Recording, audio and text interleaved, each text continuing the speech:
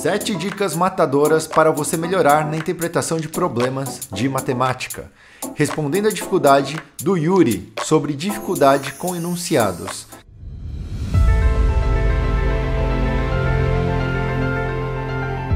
Fala galera, aqui é o Ryo e se você tem problemas com enunciados, fique tranquilo que a gente vai eliminar todos esses problemas hoje. Eu vou falar sobre os maiores erros e como superar eles. Então, se você gostou da ideia, já curte esse vídeo, se inscreve para acompanhar as próximas dicas no canal aqui do YouTube, certo? Primeira coisa, matemática é uma linguagem e é uma linguagem como qualquer outra. Quando a gente quer descrever alguma coisa, a gente pode descrever de várias formas. A gente pode falar dessa caneta, que ela é um objeto cilíndrico de cor enegrecida com uma ponta que consegue escrever e soltar tinta, sei lá. Ou eu posso falar que é uma caneta, né? Não é assim que funciona em português? Mesma coisa em matemática. Então, se eu pego uma frase do tipo 2x igual a x mais 1, eu posso descrever de infinitas formas. E uma dessas formas, por exemplo, é falar que o dobro de um número equivale ao número posterior deste número. E aí eu tenho que descobrir esse número. Tá? Mas para você transformar essa frase falada em escrita, você tem que entender algumas coisas. Assim como uma linguagem falada, como inglês e português, a matemática também tem vocabulário, tem gramática, né? E você precisa praticar essa língua para você ficar bom. Então, a primeira coisa que eu aconselho para as pessoas que fazem o meu curso de aprendizado acelerado, que é o Aprendendo a Aprender, é você transformar o desconhecido no conhecido. Então, se existem conceitos, se existem termos que você não conhece com alguma clareza, você tem que mapear isso para o seu cérebro entender. Por exemplo, razão. Eu fui fazer o Enem e eu não sei porque eu li uma questão e eu não entendia o que ele queria dizer com razão ali, naquela hora. E razão é simplesmente uma fração, né? A razão de 3 por 4 é 3 sobre 4. Produto é multiplicação. Diferença, subtração. Raízes, quando ele está falando de raízes, são os resultados de x da questão. Então, quando você tem uma equação de segundo grau, geralmente vai ter duas raízes, e aí você vai ter que descobrir os dois valores de x. Um número, quando ele está falando de um número, ele está falando de x. É um número desconhecido, não um valor conhecido. Senão ele falaria 4, 5, 8. Quando ele fala um número, é x. E aí acontecem algumas frases que as pessoas costumam confundir. Por exemplo, 1/3 de 60. E a pessoa não sabe o que fazer. Quando ele tem o termo de, 1/3 de alguma coisa, ele está falando multiplicação. Então, é só você multiplicar 60 por 1/3, né? Vai dar 20. Divida 2 por 4. Fácil, né? É fração de 2 em cima de 4. Geralmente, razão, divisão, fração sempre vai apresentar os termos na ordem certa. Então vai falar primeiro o termo que está em cima, depois o termo que está embaixo, tá bom? 20% de 40. O que isso quer dizer? Quer dizer que 20% é 20 em cima de 100. 20 sobre 100. D vezes 40. Sem segredos. E aqui o grande negócio é você fazer assim. Você vai pegar uma folha, você vai mapear esses termos. Você vai pegar os exercícios que tem aquele problema todo descrito e você vai começar a identificar o que significa cada coisa. Eu quero que você passe lá, tá falando, sei lá, a diferença dos produtos, aí você vai anotar, que é menos, vezes, e você vai começar a entender melhor quais são esses termos. Dica número 3 é você treinar a sua leitura. E como que você faz isso? Você vai pegar equações, você vai pegar sentenças de matemática, por exemplo, x sobre 2 igual a 2x menos 4. E aí eu quero que você escreva e descreva essa equação de um jeito super formal. Imagina que você é um lord e você quer descrever o que está escrito aqui. Você vai falar como? A metade de um número é igual à diferença entre o dobro deste número e 4. Consegue perceber? Fica bem complicado, né? Eu podia falar x sobre 2 é igual a 2x menos 4, mas eu tô tentando tornar um negócio eloquente, matemático. Então eu falo o quê? A metade de um número, x sobre 2, é igual ou é equivalente, né? Equivalente é muito mais chique. A diferença menos, né?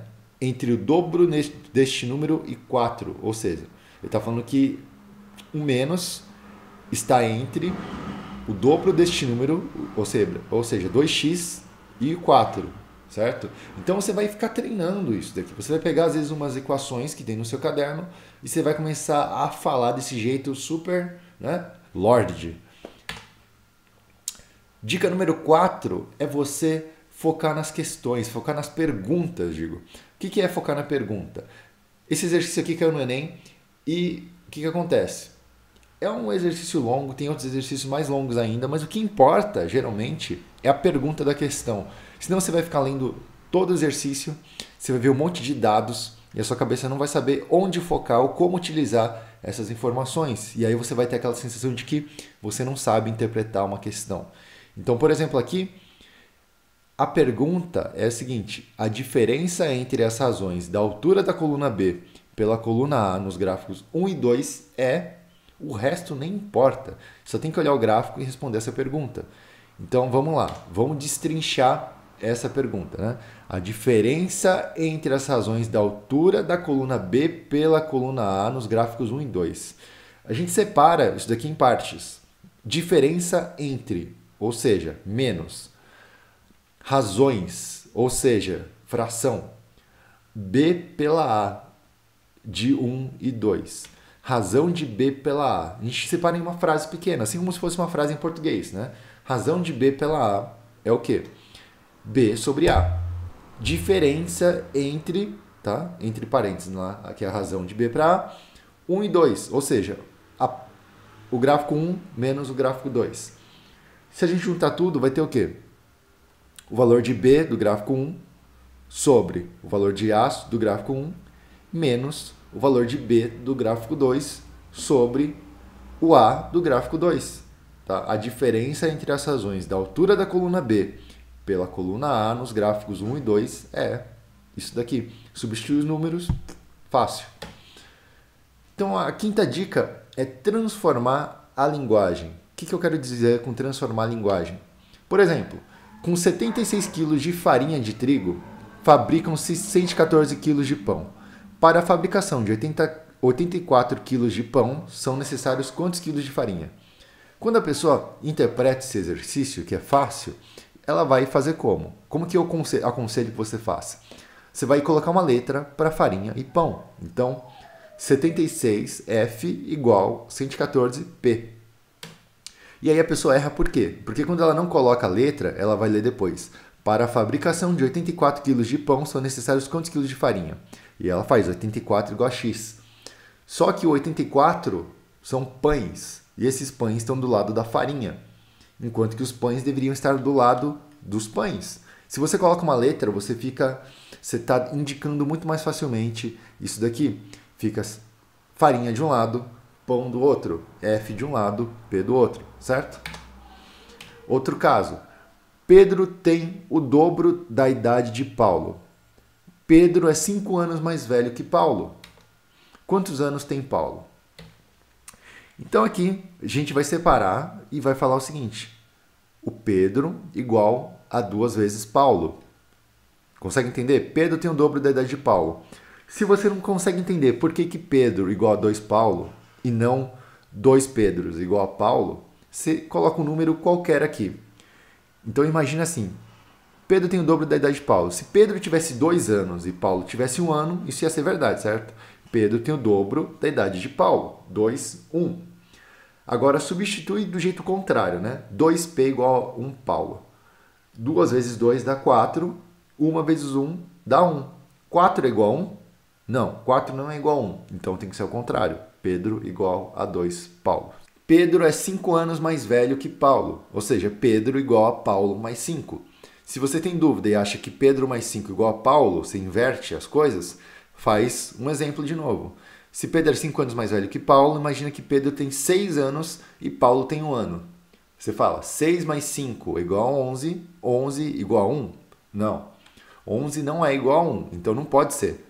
Tem que ser 5 igual a 1. Tem que ser 6 igual a 1 mais 5, né? Fica 6 igual a 6, dá certo.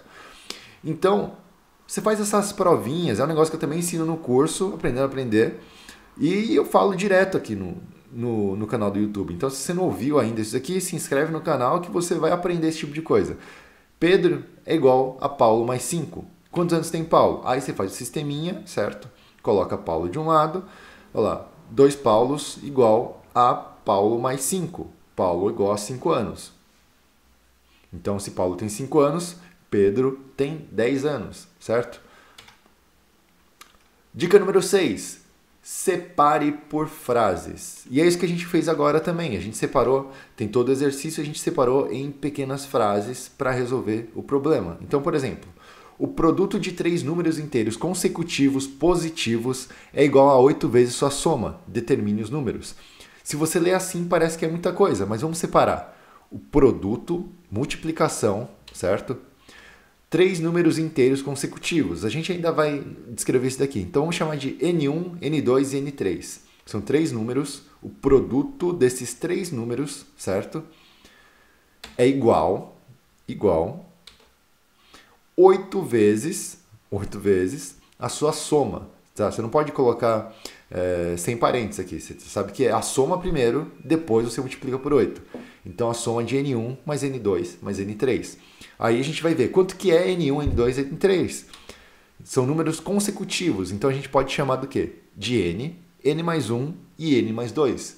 Ou então, para ficar mais fácil, N menos 1, N e N mais 1, certo? 3 números consecutivos. Por quê? N menos 1, N, N mais 1. Poderia ser 3, 4, 5, certo? Se o número do meio é 4, antes é 3 e depois é 5. Então, são 2 formas de você escrever isso daqui e interpretar essa frase.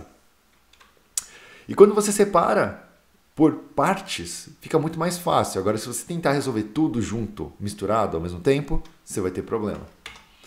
Por fim, minha dica é pratique. Não tem como você aprender uma linguagem nova sem prática, tá? Então, você tem que transformar direto contas em frases e frases em contas. Então, pega o exercício, faz algum teste, assim, pega umas equaçõezinhas básicas, pega umas coisas básicas e começa a tentar falar daquele jeito eloquente, ou então pega os exercícios escritos, ou pega um caso escrito que alguém fala, por exemplo, direto a gente fala isso, e a gente não percebe, a gente faz equações de cabeça e a gente não percebe, porque a gente faz contas naturalmente só de pensar. Mas você tem que praticar de forma consciente, né? Você tem que saber que você está fazendo isso. E veja principalmente se seu problema não é falta de conhecimento matemático. Porque não necessariamente quando você não entende o problema, o enunciado, o problema é da sua interpretação de texto, o problema é do seu mapeamento de termos. Na verdade é porque você não manja de matemática. É porque você não tem familiaridade com o assunto. Você pega um caso de um exercício e você não faz ideia de como resolver. E aí, como você não manja da matéria, os termos relacionados àquela matéria vão ser desconhecidos para você. E como utilizar esses termos para resolver o exercício também vão ser muito vagos para você. E aí você vai achar que é culpa da interpretação de texto. Na verdade, não é. A verdade é que, geralmente, a culpa é da falta de conhecimento dos conceitos matemáticos que você não tem. Entendeu? Então, acompanhe o canal que você vai aprender esses conceitos. A gente vai fazer umas dicas e eu estou pensando em fazer um negócio chamado Semana da Matemática. Então, acho que semana que vem eu vou postar isso. A gente vai estudar matemática a semana inteira. Eu vou fazer meio que uma maratona com vocês, igual que eu fiz sozinho. Lembra que eu falei que eu ia fazer o material de matemática em 7 dias? Eu acho que eu vou fazer isso aqui em formato de vídeos. Não sei se é ao vivo, não sei se eu posto no YouTube, mas eu vou fazer para acompanhar vocês. Vou passar exercícios, vou passar o conteúdo para vocês verem como que isso funciona, beleza? Então eu não sei ainda se isso vai rolar ou não. Então acompanhe o canal, se inscreve aí que eu vou mandar notícias para vocês. Muito obrigado para quem ficou aqui e até a próxima!